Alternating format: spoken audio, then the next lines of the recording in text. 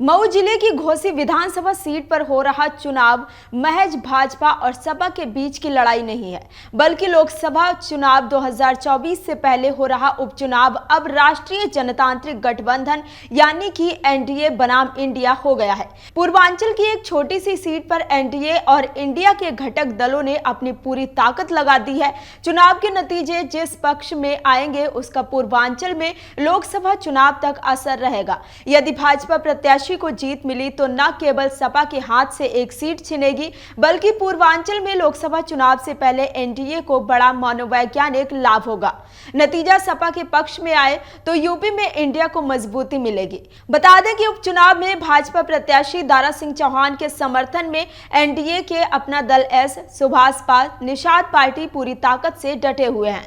वहीं सपा प्रत्याशी सुधाकर सिंह को भी कांग्रेस और रालोद ने समर्थन दे दिया है। चुनावी माहौल से साफ नजर आ रहा है कि चुनाव दो प्रत्याशियों में नहीं बल्कि दो गठबंधन के बीच है।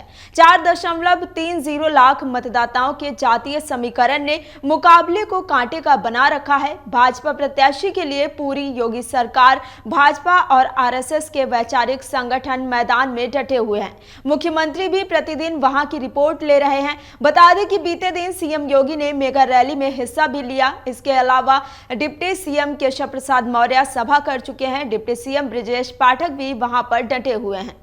दरअसल घोसी विधानसभा सीट पर हो रहे उपचुनाव में भाजपा की चुनावी नैया की पतवार राष्ट्रीय जनतांत्रिक गठबंधन यानी कि एनडीए के घटक अपना दल सुभाषपा और निषाद पार्टी के हाथ में है। तीनों दलों के वोट बैंक का जितना बड़ा हिस्सा भाजपा को मिलेगा उसकी राह उतनी ही आसान होगी। चुनावी नतीजे तीनों प्रमुख सहयोगी दलों के जातीय वोट बैंक में पकड़ की हकीकत भी बताएंगे।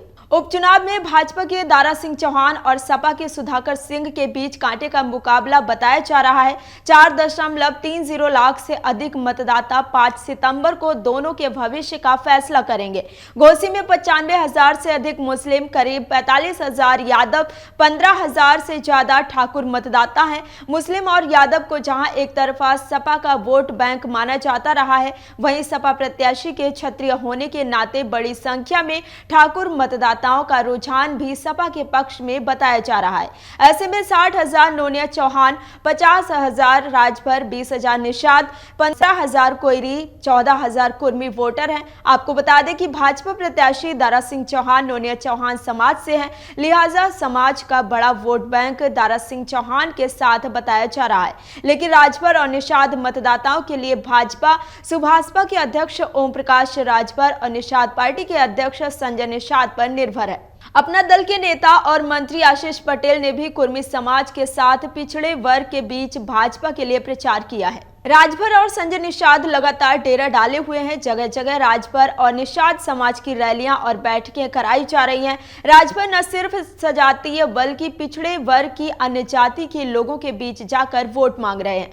जानकारों का मानना है कि विधानसभा चुनाव 2022 में सपा के टिकट पर दारा सिंह चौहान की जीत में भी राजभर की बड़ी भूमिका थी। चुनाव में राजभर, निषाद और कुर्मी मतदाताओं का जितना मतदान प्रतिशत अधिक होगा उतना ही दारा सिंह को मजबूती मिलेगी। आपको बता दें कि घोसी विधानसभा में 6.5 साल में ये चौथा चुनाव हो रहा है। 2017 में फागू सिंह चौहान विधायक निर्वाचित हुए थे। फागू सिंह के बिहार का राज्यपाल बनने के बाद 2019 में फिर उपचुनाव हुआ तो भाजपा के विजय राजभर विधायक बने। 2022 में सपा से दारा सिंह चौहान चुनाव जीते। अब दारा सिंह के सपा छोड़कर भाजपा में शामिल होने से खाली हुई तो इस सीट पर फिर से उपचुनाव हो रहा है। हालांकि घोसी उपचुनाव में भाजपा प्रत्याशी दारा सिंह चौहान का राजनीतिक भविष्य भी दांव पर लगा हुआ है। उन्होंने सपा के घोसी विधायक पद से इस्तीफा देकर भाजपा की सदस्यता ग्रहण की है। चर्चा थी कि वह चुनाव से पहले मंत्री बनाए जाएंगे, लेकिन ऐसा नहीं हुआ। दारा सिंह यदि चुनाव जीत गए तो एक बार फिर मंत्री बन जाएंगे, लेकिन यदि ऐसा नहीं हुआ तो उनका राजनीतिक भविष्य अधर में फंस सकता है। आपको बता दें कि घोसी उपचुनाव में सपा प्रत्याशी की ताकत भी कहीं न कहीं देखने को मिल रही है। दरअसल सपा प्रत्याशी सुधाकर सिंह का स्थानीय होना, सपा को कांग्रेस रालोद का समर्थन मिलना सपा को मजबूत करता है। इसके अलावा 90,000 से अधिक मुस्लिम, 45,000 से अधिक यादव और 15,000 से अधिक ठाकुर मतदाता हैं, जबकि बसपा की ओर से प्रत्याशी नहीं उतरने से मुस्लिम वोट बैंक में सेंध का खतरा भी सपा के लिए कम हो गया है।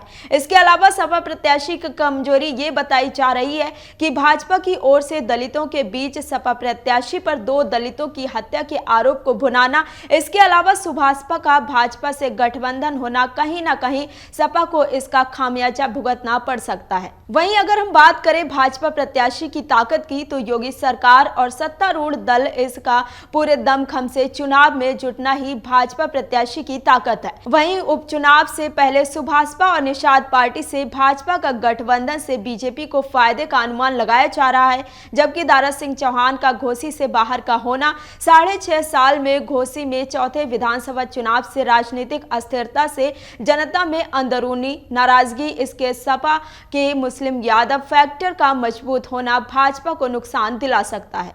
अमर उजाला अब आपके टीवी पर भी। अपने स्मार्ट टीवी पर YouTube पर सर्च करें अमर उजाला, चैनल सब्सक्राइब करें और देखें ताजा खबरें, वो भी HD क्वालिटी में। और हाँ, बेल आइकन दबाना ना भूलें ताकि हर खबर हो आपके घर। अमर उजाला, निष्पक्ष, निर्भीक, निरंतर।